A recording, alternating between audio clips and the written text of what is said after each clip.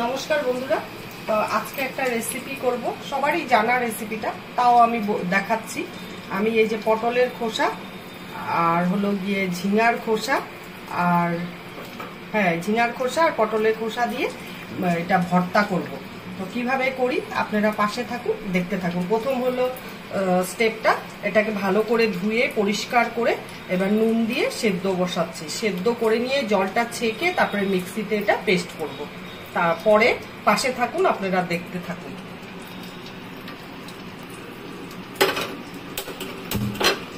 গ্যাসটা ধরিয়ে দিলাম, ও আপন মনে এখন সেদ্ধ হোক।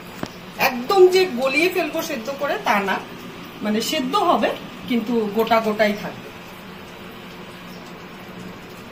পটলের খোসাটা আর ঝিঙের খোসাটা সেদ্ধ করে নিয়েছি, ওখানে অল্প টমেটো দিয়েছি আর 4টা লঙ্কা দিয়েছি। প্রচন্ড রোদ, ঝাল খাওয়াটা উচিত না এখন এত গরমে, তাই 4খানা কাঁচা লঙ্কা দিয়েছি।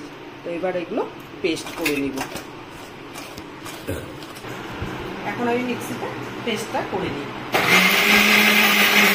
হয়ে গেছে আমার পেস্ট, এখন নামিয়ে নিব।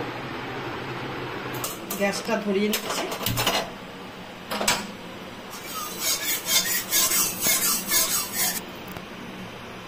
কড়াইতে এখন সরষের তেল দিচ্ছি।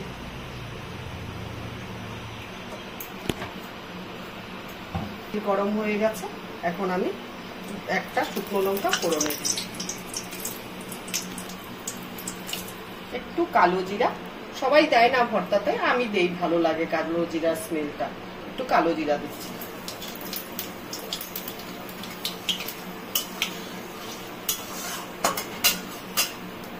এখন অল্প একটু পেঁয়াজ, 1.5 মতো পেঁয়াজ, ছোট পেঁয়াজ কুচিয়ে রেখেছিলাম, ওটাই দিচ্ছি।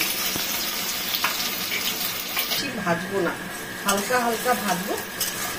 এই যে এরকম, এই অবস্থায় আমি একটু রসুন বাটা দেব।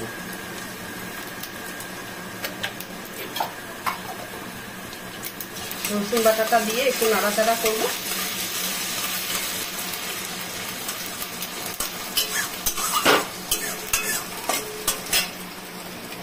এখন আমি এই পেস্টটা দিয়ে দিব।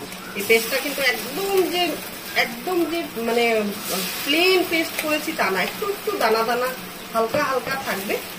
ঝিঙার খোসা তো একটু একটু থাকলে ভালো লাগে ওটা বেশি। আর তা বেশি সেদ্ধ করে ফেললে টেস্ট হয় না, কেমন জানি একটা লাগে।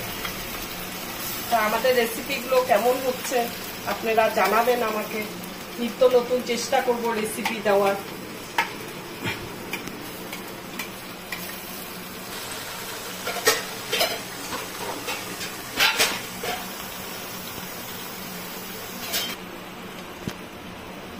একটু কালারের জন্য কাশ্মীরি লঙ্কার গুঁড়ো দিব।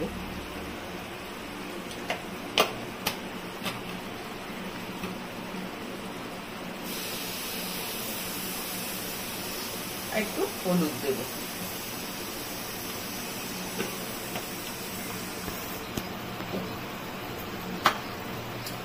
আর আমি সবসময় বলি, নুন ঝালটা আপনাদের বাড়ি স্বাদ অনুসারে কেমন কে নুন খায় সেই অনুসারেই আপনারা নুনটা দিবেন। আমি এখানে 1 চামচ দিলাম, আর এই যে 1/2 চামচ আরো দিচ্ছি।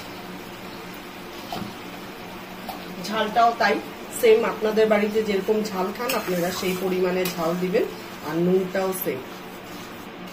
আর মিষ্টি আমি দেই বলেই যে দিতে হবে তা না, আপনাদের বাড়িতে যদি মিষ্টি না খান তাহলে দিবেন না, মিষ্টি অ্যাড করবেন না। মিষ্টি ছাড়াও ভালো লাগে।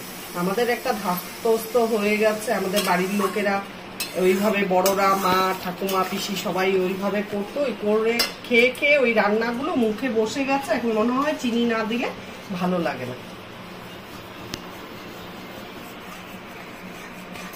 একটু নাড়তে হবে, নাহলে লেগে যাবে তো ভর্তাটা, এই জন্য একটু নাড়ছি ভালো করে।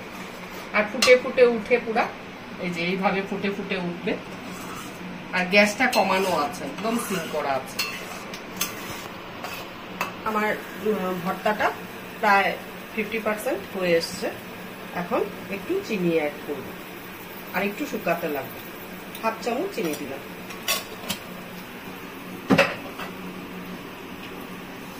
গ্যাসটা কমিয়ে নিয়েই করতে হবে জিনিসটাকে।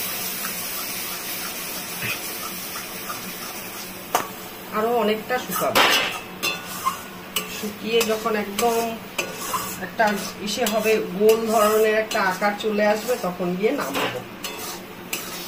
আর এটা দিয়ে না গরম ভাতে জমে যাবে, আর কিছু লাগবে না, এত টেস্ট হয় খেতে। আমাদের বাড়িতে তো সবাই ভালোবাসে এটা খেতে। হয়ে গেছে আমার ভর্তাটা তৈরি, বাটাটা একদম রেডি।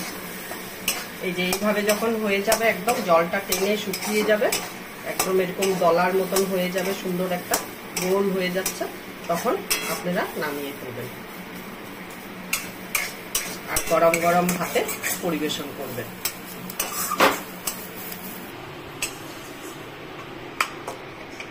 আজকের খাওয়াটা দারুণ হবে, এই ভর্তা দিয়ে ভাত শেষ। যে ভাত খাবে না সেও এক থালা ভাত খেয়ে নেবে।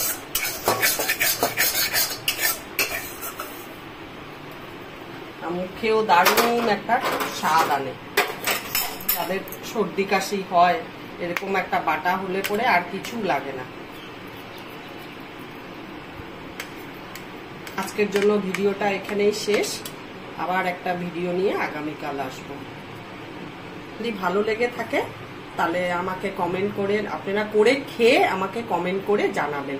ফেসবুক থেকে দেখলে পরে লাইক করবেন, কমেন্ট করবেন, আর প্লিজ প্লিজ শেয়ার করবেন।